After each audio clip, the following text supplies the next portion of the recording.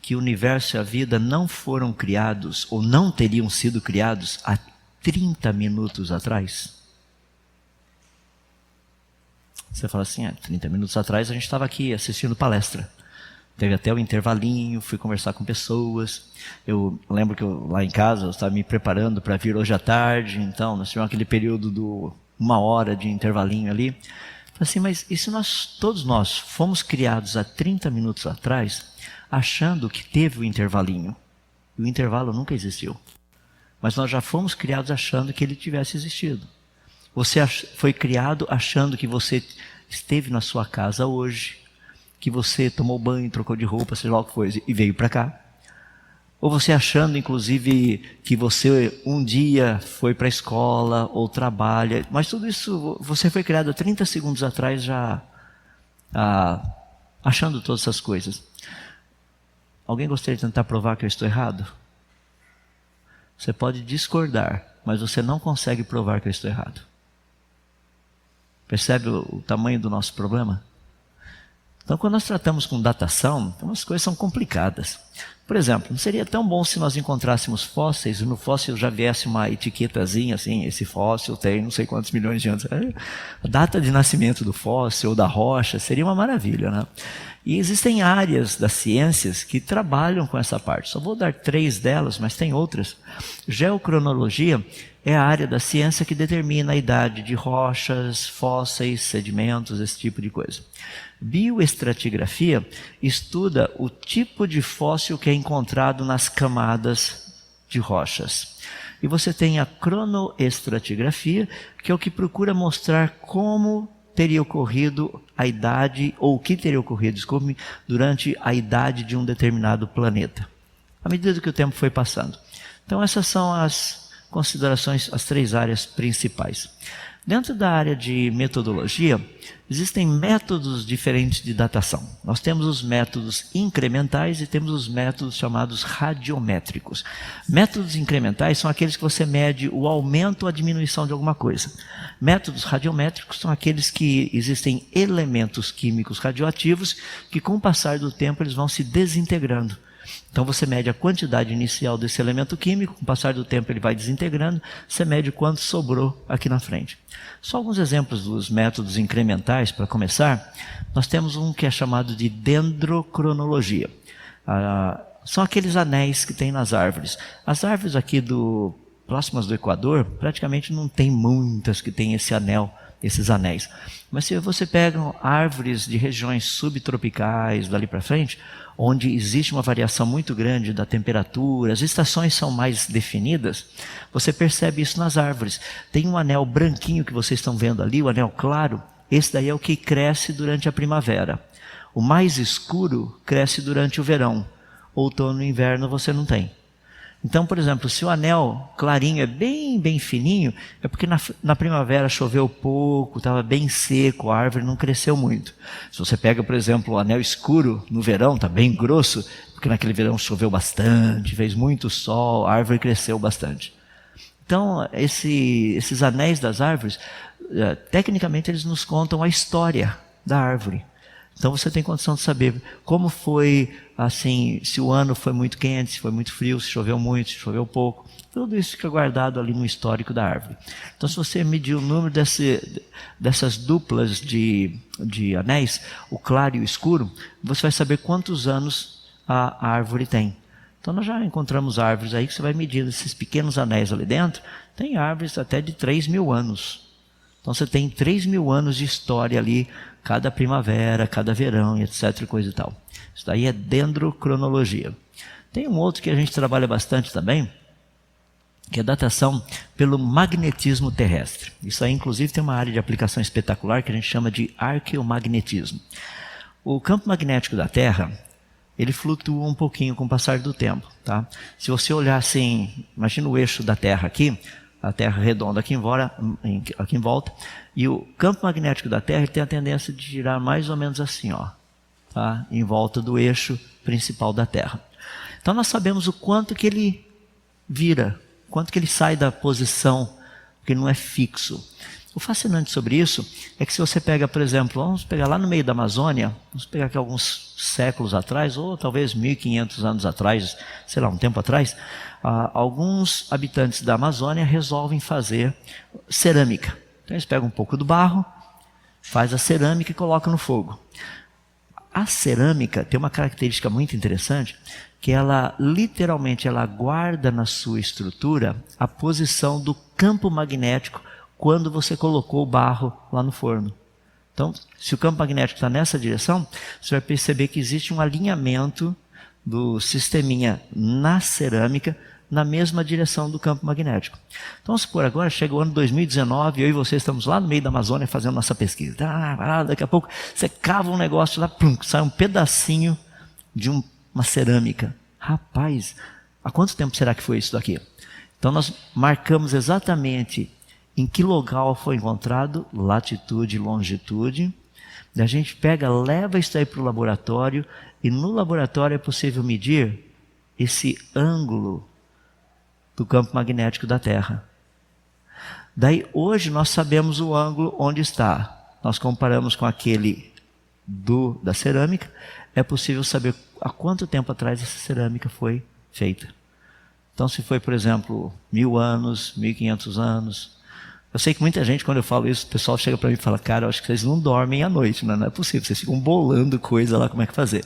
E a gente faz umas coisas interessantes. Por exemplo, aqui em João Pessoa, tem alguns edifícios bem antigos, né? Eu vi aqui pela cidade. E você vê, por exemplo, alguns deles com vidro. Se o vidro for original, dá para a gente saber quando que o vidro foi colocado lá. Porque vidro é um negócio líquido, ele não é, eu sei que a nossa concepção de líquido é meio diferente, né? Mas vidro é líquido, com o passar do tempo ele vai escoando. Então, se você souber o tipo de vidro que está ali, você tem a espessura, você mede a espessura dele aqui em cima, mede a altura, mede a espessura aqui embaixo, você sabe quanto tempo demorou para escoar, você sabe há quanto tempo atrás foi colocado na janela. Então, você pode chegar e falar, isso aqui tem, sei lá, 350 anos, ou isso aqui tem 200 anos, 220 anos, dá para fazer tudo isso. Então, esses são os métodos que nós chamamos métodos incrementais. Diminui ou aumenta alguma coisa. Mas tem uma outra quantidade muito grande, que são os que nós mais utilizamos, que são os chamados métodos radiométricos.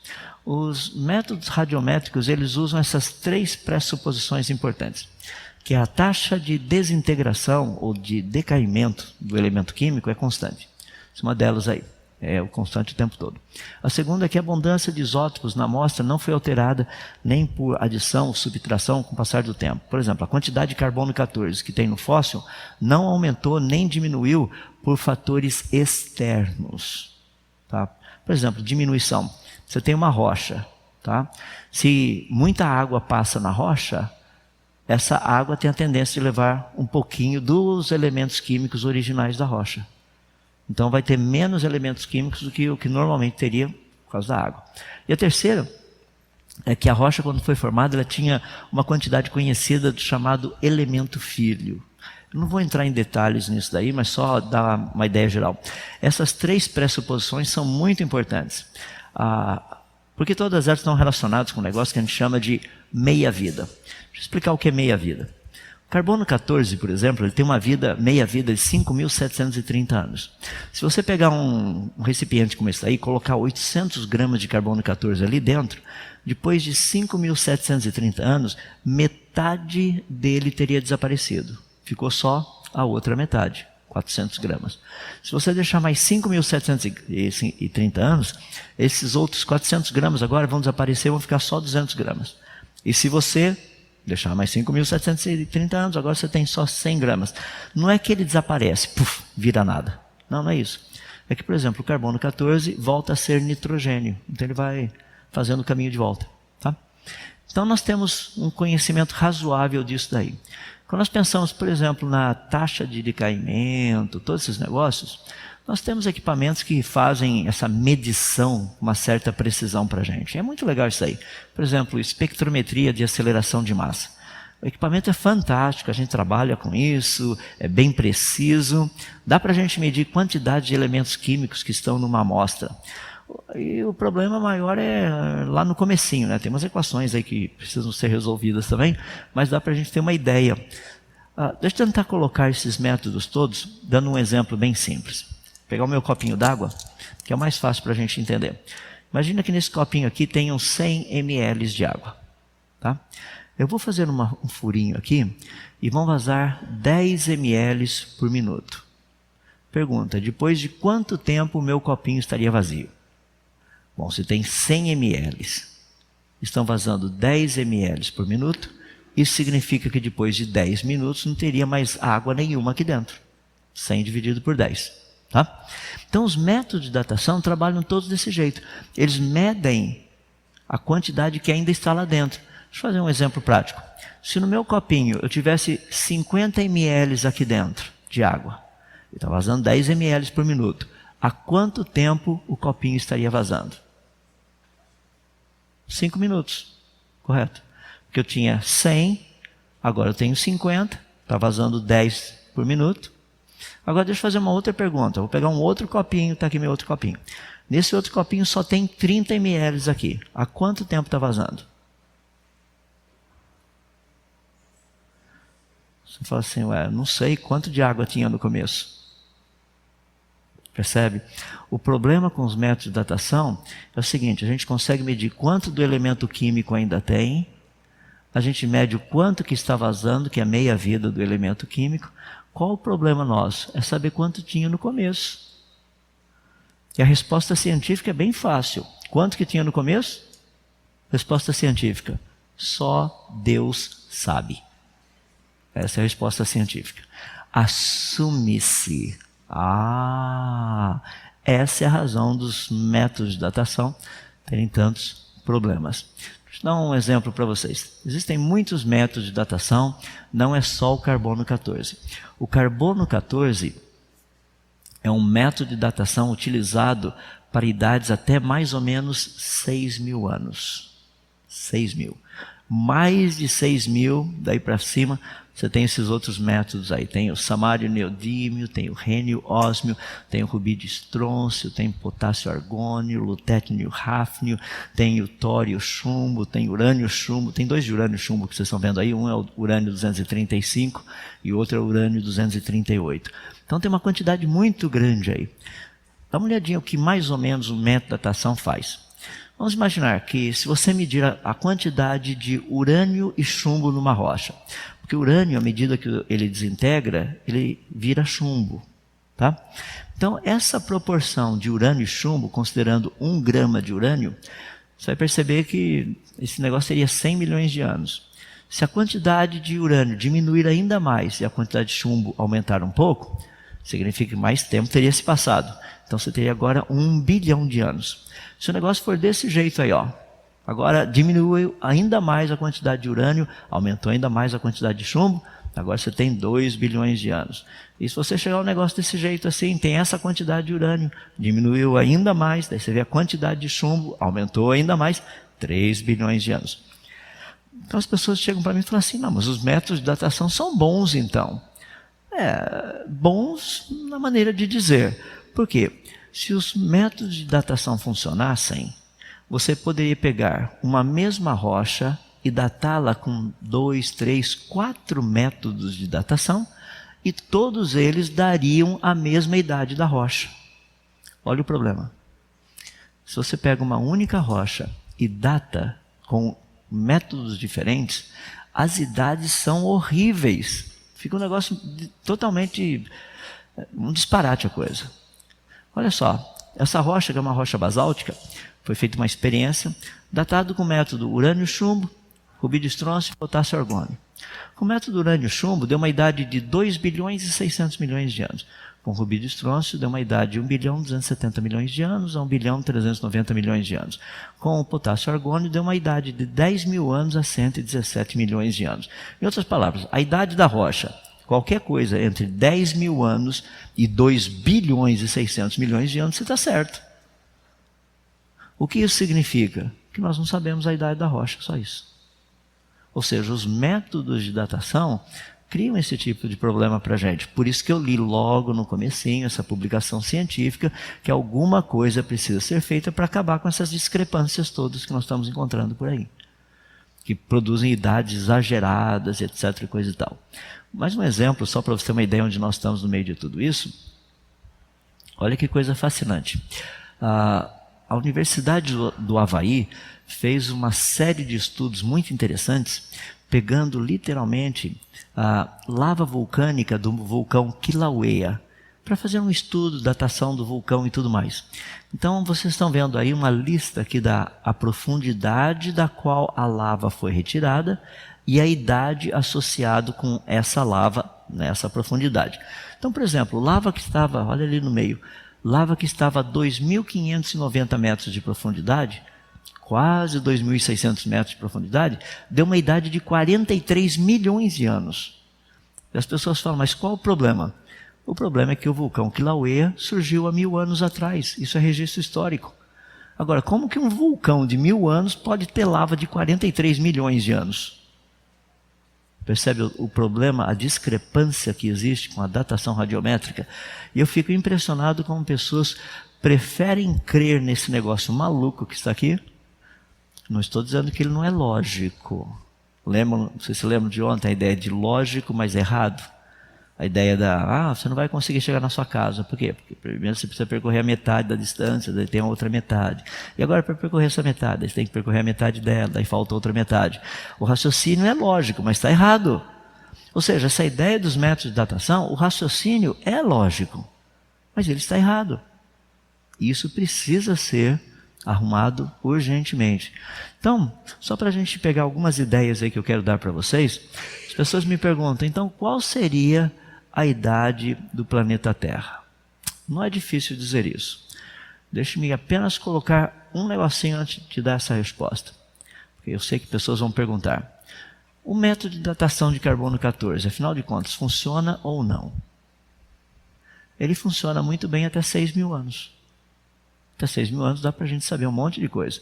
Por exemplo, saiu um artigo bem interessante aí em 2010, na revista Science. Foi uma datação feita com sarcófagos de faraós, um pouquinho de grãos que eles deixaram dentro da tumba do faraó.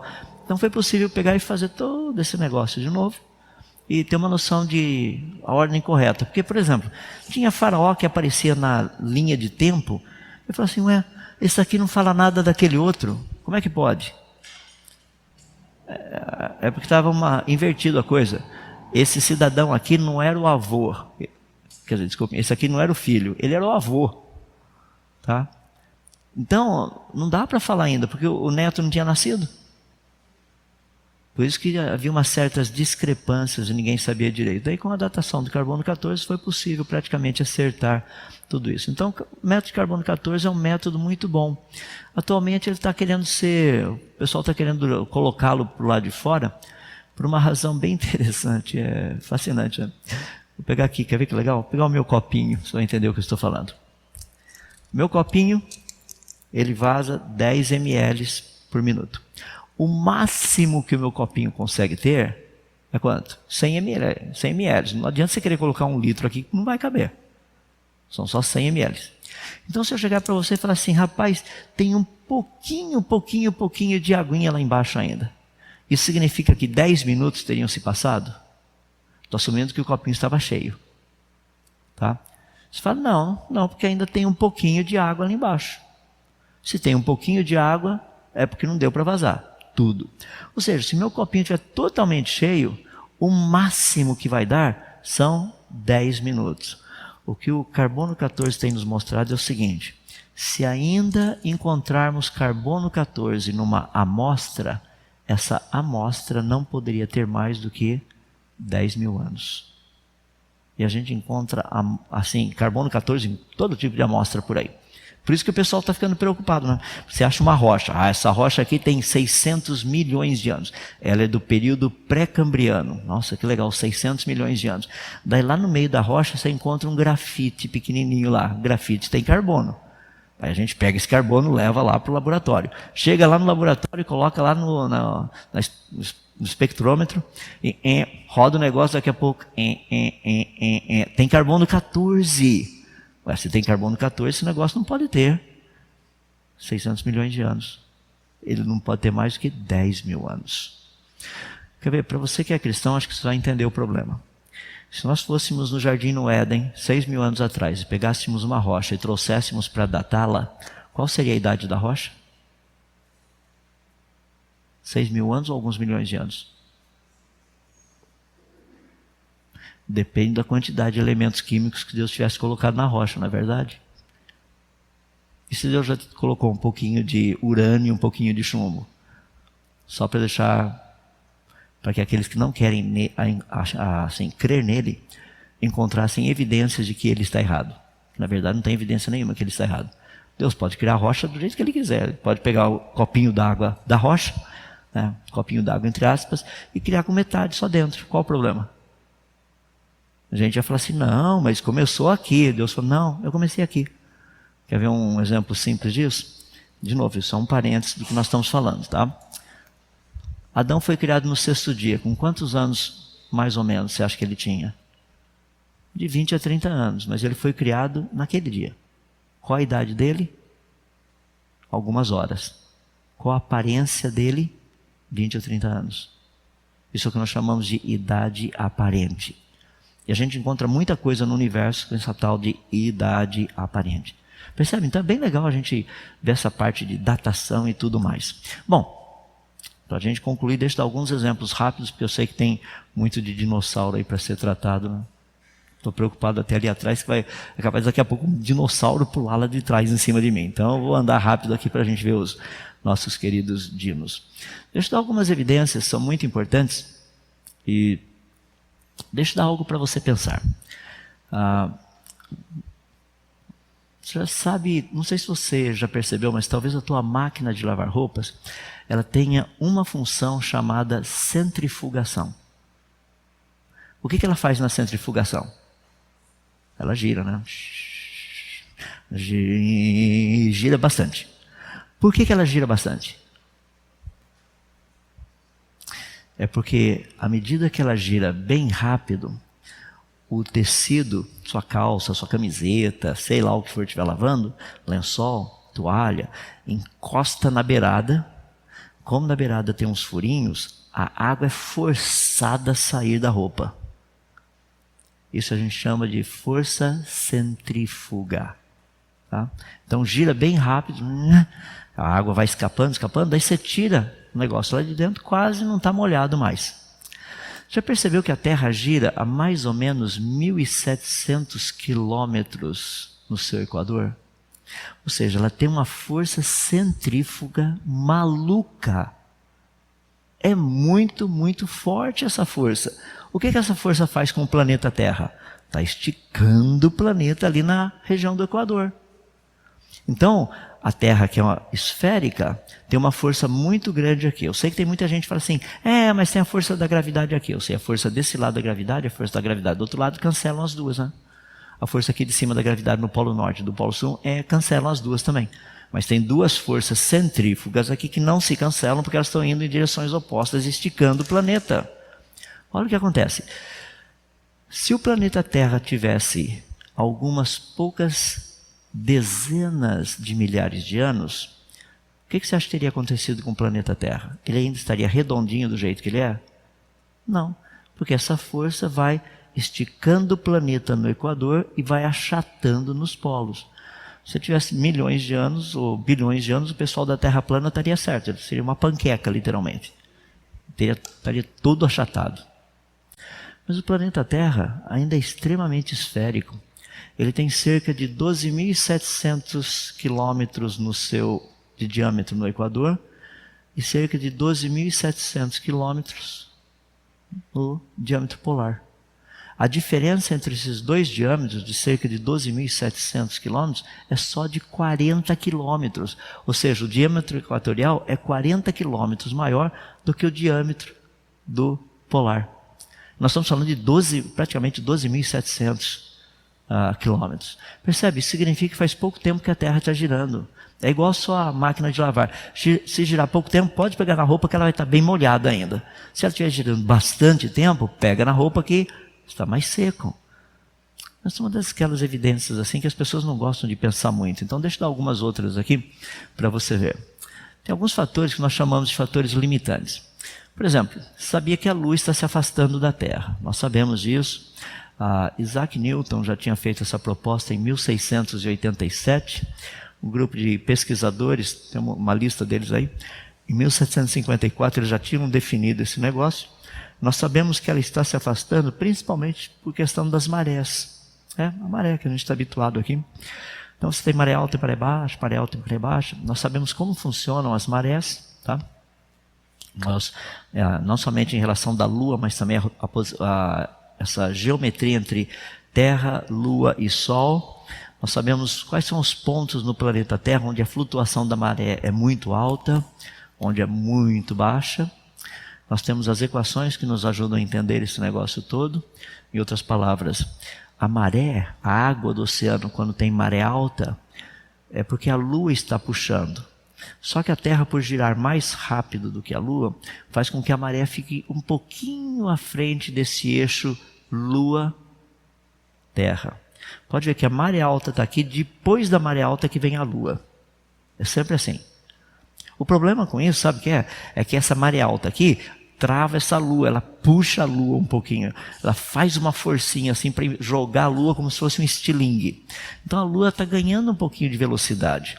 O que está acontecendo na verdade é que a Lua está se afastando da Terra. E a gente sabe disso. As equações mostram isso de uma forma bem simples, mais ou menos simples.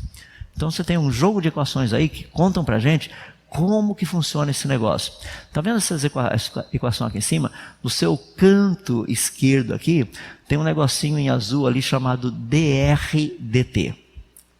Isso daí é a taxa de afastamento da Lua em relação à Terra.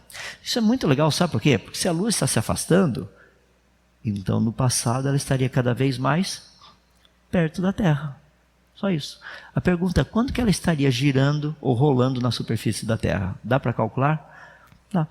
Então a gente pega esses negocinhos, só faltava esse dr/dt para a gente calcular, mas Apolo 11, Apolo 14 e Apolo 15 deixaram esses negocinhos que vocês estão vendo ali embaixo, que são uns pequenos espelhinhos refletores, que a gente manda um laser daqui na Terra, o laser bate nesses refletores e volta. Então você marca o tempo que demorou para ir para voltar, você mede a distância certinho, dá para saber, inclusive, se está se afastando. Está se afastando. E a velocidade de afastamento é bem pequena, é aproximadamente 3 centímetros, 8 milímetros e 0,2 de milímetro por ano. Então agora a gente sabe o que é aquele dr/dt. O resto da turma a gente já sabia todo. O dr/dt azulzinho ali embaixo não. Agora dá para a gente calcular e falar, há tanto tempo atrás a Lua iria quebrar a superfície do planeta Terra de tão pertinho que ela estava. Nós temos os valores iniciais. É só fazer a continha, aproximadamente 1 bilhão e 200 milhões de anos atrás, a Lua estaria tão perto da Terra que a crosta terrestre iria rachar e mergulhar no magma. Ou seja, seria impossível haver vida no planeta Terra há 1 bilhão de anos atrás, isso é certeza. O campo magnético da Terra. O campo magnético da Terra é isso que forma esse negócio bonito, a aurora boreal, a aurora austral. A gente estuda bastante isso daí, nós sabemos como que esse negócio funciona, como que ele protege também a Terra de radiação que vem do Sol. Nós sabemos como ele age, ou seja, vou dar um negocinho bem simpático aqui para você entender um pouquinho. É o que nós chamamos de regra da mão direita. Só vou dar um exemplo aqui para você saber. Se eu colocar um fiozinho daqui de baixo até lá em cima e mandar eletricidade daqui de baixo até lá em cima, então tem uma corrente elétrica indo nessa direção. Corrente elétrica produz campo magnético. Então se você colocar o seu dedão na direção que o campo magnético está indo, colocar os seus dedos em volta do fiozinho, você sabe como que o campo magnético está girando em volta desse fio. Então se está indo para lá, está girando desse jeito. Se está vindo de lá para cá, agora é o contrário. Então ele está girando no sentido contrário. Tá? No planeta Terra, nós temos o campo magnético da Terra. Eu não vou contar o detalhe para você, eu vou deixar você fazer uma pesquisa lá na internet. Se o campo magnético for do Polo Sul para o Polo Norte, Polo Sul para o Polo Norte, o meu dedão aqui, ele está apontando que lado a corrente dentro da Terra está girando. Tá? Se ele for do Polo Norte para o Polo Sul, o meu dedão, ele está apontando para que lado a corrente elétrica dentro da Terra está girando. Então é possível calcular esse negócio todo. O legal é que o campo magnético da Terra, ele tem 3 partes importantes. Nós temos satélites que têm medido isso. Tem uma parte que a gente chama de bipolar, tem uma outra que é quadrupolar e tem uma outra que é octopolar. A parte bipolar está perdendo energia, as outras 2 estão ganhando. Em outras palavras, o que perde e o que ganha são iguais? A resposta é não. Então nós sabemos que o campo magnético da Terra está perdendo a sua intensidade, cada vez ele está ficando menos e menos intenso. Sabe o que isso significa? Que se nós voltarmos no tempo, há 40 mil anos atrás, o campo magnético da Terra seria praticamente igual ao campo magnético do Sol. Em outras palavras, certeza que há 40 mil anos atrás não havia vida no planeta Terra. Certeza. Mas eu quero dar a última para vocês, daí a gente dá uma olhadinha nos nossos dinossauros da vida e ver o que acontece. Tá? Olha que coisa legal. Na crosta terrestre tem uma quantidade muito grande de rochas chamado granito. E no granito você encontra esses negocinhos brilhantes aí. Nossa, o negócio parece até diamante. É por isso que eu brinco com o pessoal lá na cidade de São Paulo, tem uma rua 25 de um mês da vida, que o pessoal gosta de comprar relógio. Vou até falar do jeito que o pessoal fala. É relógio Rolex de diamante por R$10. Então você pode ir lá, pode ter certeza, é legítimo, tá? No fundo não tem nada de diamante, nem é Rolex. O que tem são esses pequenos cristalzinhos. Deixa eu falar um pouquinho deles. Esses daí são cristais de zircônio que você encontra no granito. Então, de vez em quando você pega o granito, você olha assim, ele brilha, parece que tem uns negocinhos super legais, parece diamante. Não é. Silicato de zircônio é tudo que tem ali dentro. Só que no silicato de zircônio, quando a rocha se forma, ele coloca no lugar do zircônio átomos de urânio, porque tem a mesma valência. E é legal porque o átomo de urânio, com o passar do tempo, ele se desintegra. Essa desintegração produz um gás chamado hélio. Esse gás hélio escapa da rocha e vai parar na nossa atmosfera. Só que na nossa atmosfera ele não consegue sair. Ele fica preso aqui dentro. Daí a coisa fica legal. Por quê? Eu vou pegar o meu copinho e fazer o contrário agora. Eu sei que nesse copinho aqui cabem 100 ml de água. Tá? Então eu vou pegar um conta-gota, deixar uma gotinha cair de cada vez. Cada gota tem 1 ml. Quanto tempo demoraria para encher o copo? Bom, se o copinho cabe 100 e aqui embaixo tem só 1 ml, isso significa que só 1 minutinho teria se passado. A mesma coisa, quanto tempo será que demorou para colocar a quantidade de hélio que tem na nossa atmosfera atualmente? Depende de quanto hélio é produzido aqui embaixo, né? Então o que nós fizemos foi o seguinte: um grupo de cientistas pegou para avaliar o quanto de hélio está aqui. Nós primeiro começamos vendo quanto de hélio tem na nossa atmosfera, aquele azul que está aqui embaixo. 0,000524%, daí é 5,24 partes por trilhão. Então a gente sabe quanto está lá na atmosfera. Então a gente precisa calcular agora quanto de hélio a Terra produz por ano. Então nós conhecemos as equações certinhas aqui do quanto que ela produz por ano. Então você sabe como que funciona o mecanismo. O gás hélio fica dentro de um retículo cristalino, que é um tipo de uma célula aqui dentro do cristal.